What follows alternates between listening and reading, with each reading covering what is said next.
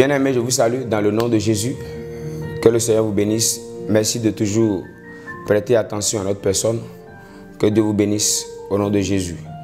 Merci pour ces moments que nous voulons encore passer avec le Seigneur. Je crois, par la grâce du Seigneur, qu'ils vous seront une bénédiction inestimable au nom de Jésus. Alors nous prions le Seigneur. Adorable Dieu, dans le nom de Jésus, nous voulons te demander, Saint-Esprit de Dieu, que tu nous illumines, que tu nous parles. Merci de nous enseigner. Révèle-nous, Seigneur, notre position en toi. Au nom de Jésus. Amen. Alors aujourd'hui, nous allons parler sur un thème qui est important et extrêmement important pour nous, enfants de Dieu. En tant qu'enfants de Dieu, il est important.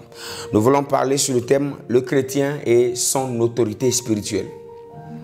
Le chrétien et son autorité spirituelle. Alors ici, déjà parlant du chrétien, nous savons que c'est celui qui a donné sa vie à Jésus. Et parlant de son autorité spirituelle, qu'est-ce que nous voulons dire? La définition du mot autorité, c'est un pouvoir qui donne à quelqu'un le droit de commander, le pouvoir de faire certaines choses, avoir un droit d'exécution. Avoir un droit d'exécution. C'est là qu'on peut dire que quelqu'un a une autorité. Et maintenant, lorsque nous transportons cela dans le sens chrétien, un chrétien et son autorité spirituelle, c'est un enfant de Dieu qui a le droit, qui fonctionne avec un mandat. Un mandat qui lui permet d'actualiser certaines choses, de refuser certaines choses, d'activer certaines choses, d'arrêter certaines choses, de déclencher certaines choses. C'est une autorité, c'est un pouvoir qu'il a, le chrétien et son autorité spirituelle. Et nous allons faire lecture dans le livre de Galates, son chapitre 4. Nous lisons d'abord à partir du premier verset. La Bible nous dit dans Galates 4, « Or, aussi longtemps que l'héritier est enfant, je dis qu'il ne diffère en rien d'un esclave, quoiqu'il soit le maître de tout. Or, aussi longtemps que l'héritier est enfant, je dis qu'il ne diffère en rien d'un esclave, quoiqu'il soit le maître de tout. » Alors Paul dit ici que l'enfant de Dieu, qui est un héritier, qui a le pouvoir, qui a l'autorité, qui a des droits en tant qu'enfant de Dieu, Paul dit, s'il demeure enfant, c'est-à-dire s'il ne grandit pas en autorité spirituelle, s'il ne grandit pas en autorité spirituelle, bien qu'il soit propriétaire de tout, bien qu'il soit héritier de toutes ces promesses, de toutes ces choses, il ne diffère en rien d'un esclave. Et parlant d'esclave, il veut parler même d'un païen. Un enfant de Dieu qui ne grandit pas en puissance, qui ne grandit pas en autorité, il sera limité tel qu'un païen est limité, bien qu'il soit un enfant de Dieu. Et pour mieux comprendre cela, il dit dans le chapitre 3, déjà là, il dit, « Et si vous êtes en Christ, vous êtes donc la postérité d'Abraham, héritier selon la promesse. » Alors qu'il dit là, nous sommes un héritier, nous avons des droits, nous sommes à une position élevée en tant qu'enfants de Dieu.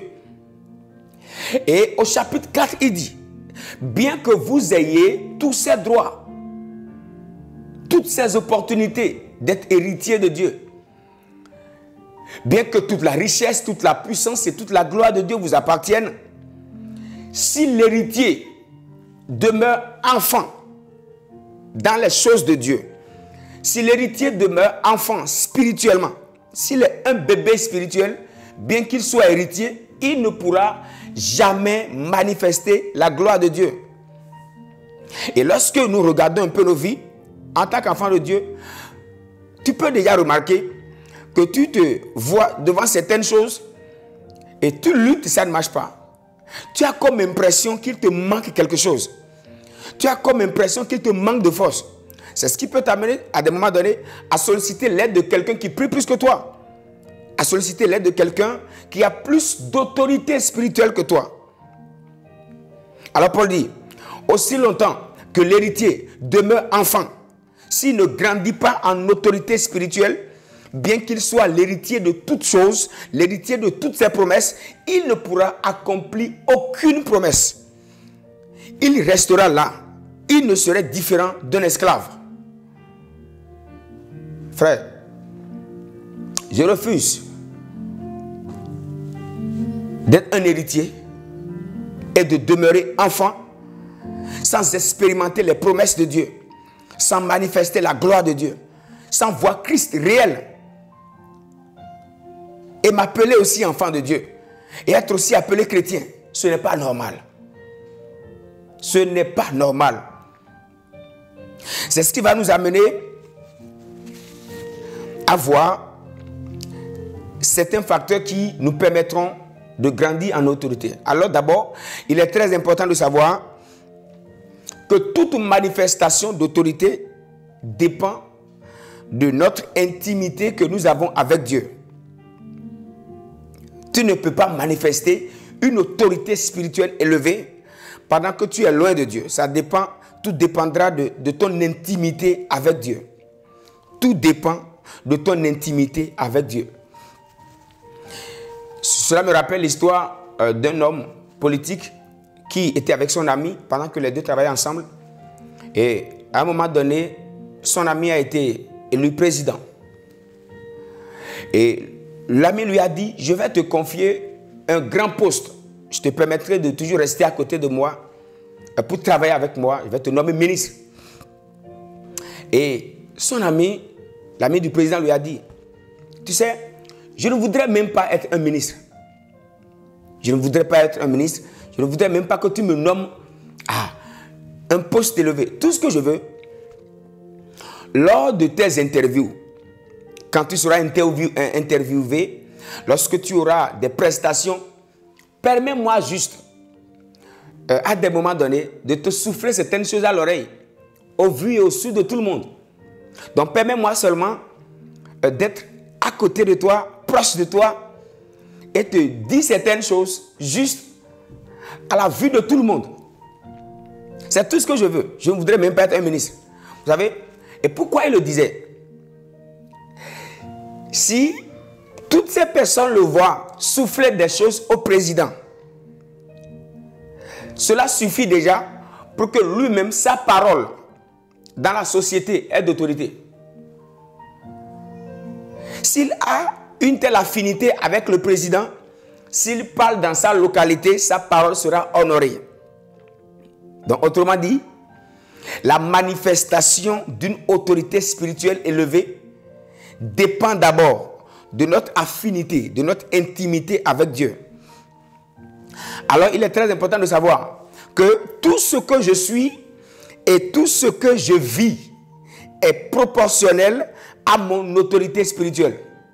Tout ce que tu es, tout ce que tu vis, tout ce que tu traverses est proportionnel à ton autorité spirituelle. Autrement dit, il peut arriver que tu aies envie de vivre plus de choses avec Dieu. Et tu luttes, ça ne marche pas. Le problème, ce n'est pas Dieu. Le problème, c'est que tu dois travailler ta vie et grandir et monter le niveau de ton autorité. Si tu montes le niveau de ton autorité, la gloire de Dieu que tu vivras aussi montera. Et aussi, il y a des choses que tu ne pourras rencontrer dans la vie et qui ne seront jamais au-dessus de ton autonomie. Notre autonomie spirituelle, c'est ce qui nous permet de traverser tout ce que nous endurons.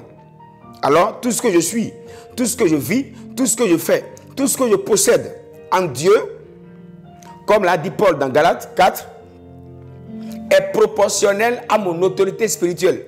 Ça veut dire, si l'héritier grandit, il reçoit plus d'autorité, il reçoit plus de privilèges, il reçoit plus d'honneur, il est plus respecté, il a accès à beaucoup plus de choses. Que Dieu nous aide.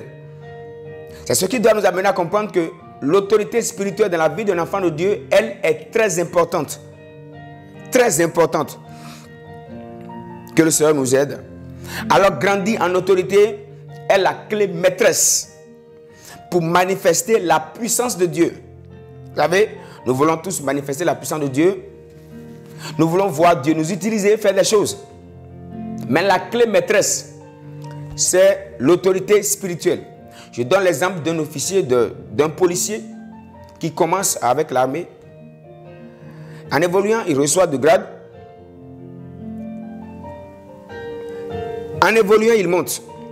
Maintenant, lorsqu'il ne monte pas, comparativement à quelqu'un qui est déjà un commissaire ou qui a déjà plus de grade, vous savez, les respects et les considérations ne seront jamais les mêmes. Bien qu'ils soient tous policiers, ils n'auront pas les mêmes privilèges, ils n'auront pas à expérimenter les mêmes autorités. Pourquoi?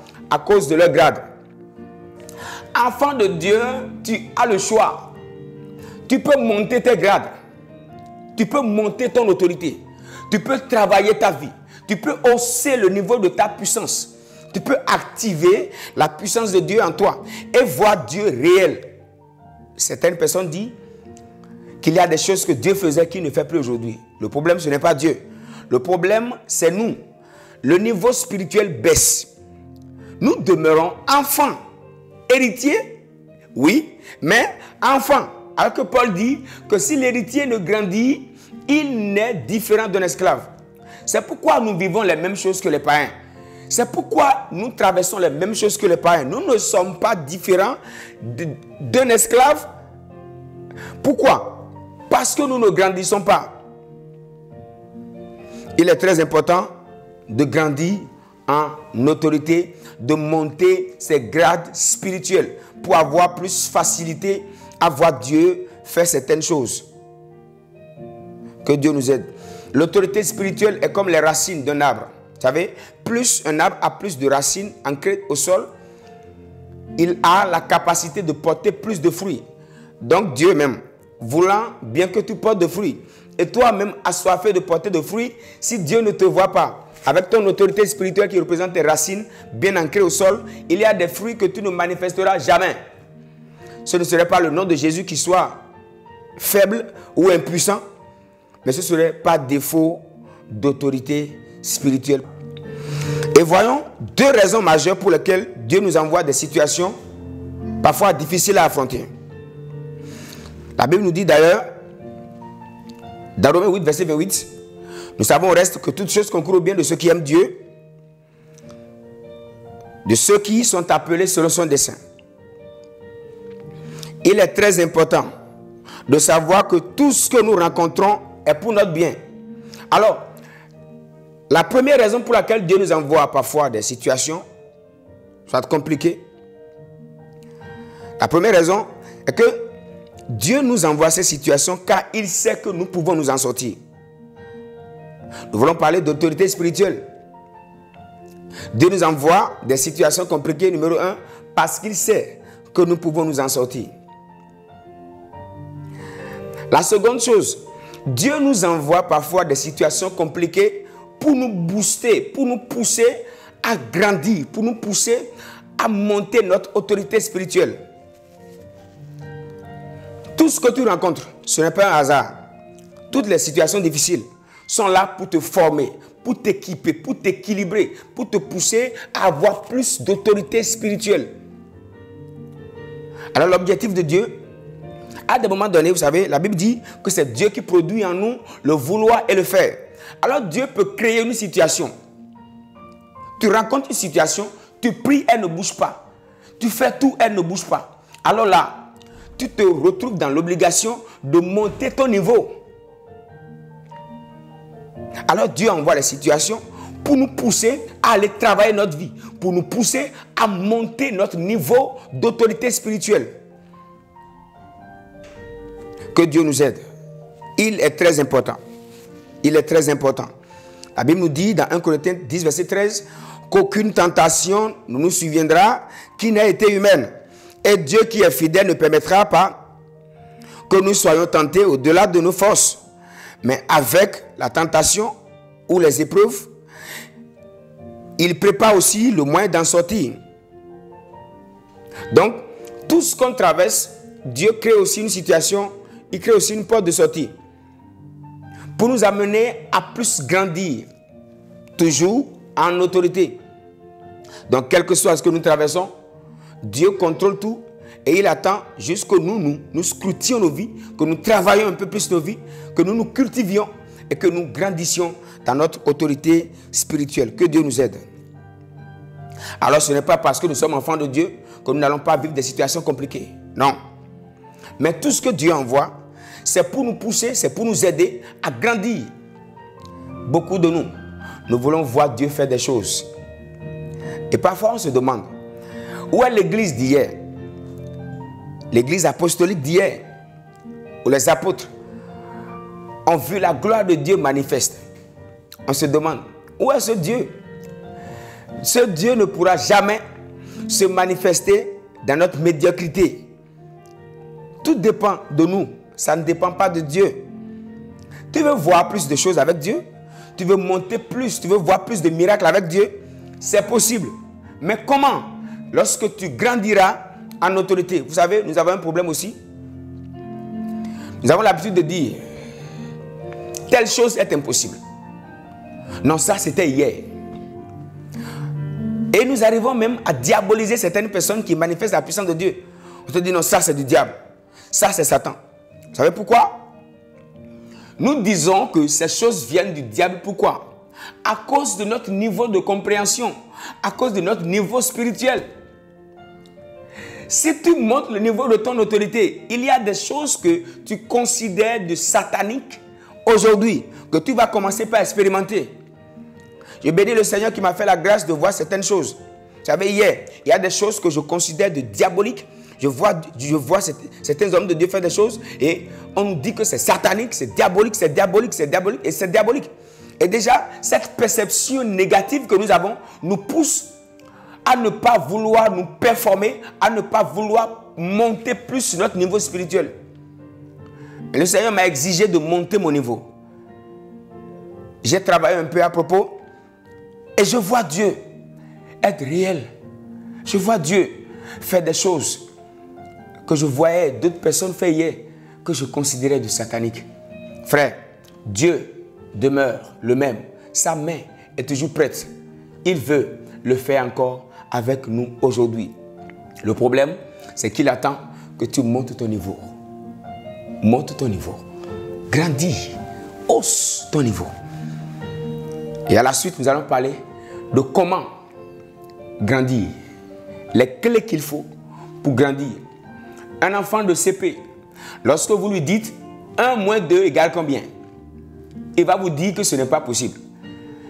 Un enfant même du CM1, du CM2, si tu lui dis 1 moins 2 égale combien? Il te dira que ce n'est pas possible. Mais déjà, tu touches un enfant de 3e, tu lui dis 1 moins 2 égale combien? Sans réfléchir, il te dira égale moins 1. Il y a des choses que tu vois impossibles aujourd'hui, juste à cause de ton niveau. Monte ton niveau et tu comprendras que ce n'est pas difficile, que c'est facile avec Dieu. Que Dieu nous aide afin que nous montions notre niveau. Que nous quittions l'enfance spirituelle, comme le disait Paul à une église. Que nous quittions le lait spirituel. Que nous prenions des nourritures solides de Dieu. Qu'on soit en mesure de nous battre, de lutter, afin d'expérimenter toutes les bonnes promesses de Dieu. Jésus n'a pas changé. Jésus est vivant. Aujourd'hui, les malades viennent à l'église malades, ils retournent à la maison malades. Les possédés viennent posséder, ils retournent à la maison possédés. Et nous sommes les meilleures personnes. Nous connaissons le numéro et les noms des grands docteurs. Et c'est ce que nous faisons. Pourquoi? Notre autorité spirituelle a de problèmes.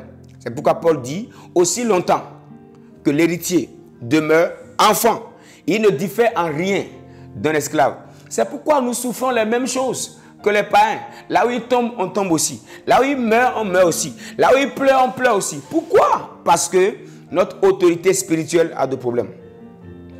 Monte ton niveau. Grandis en autorité. Monte, hausse tes galons. Lorsque tu hausses tes grades, tu auras plus de respect. Vous savez, on ne respecte pas un policier qui a un V comme on respecte un policier qui a une barrette. Il y a des démons qui te résistent. Pourquoi? À cause de ce que tu as.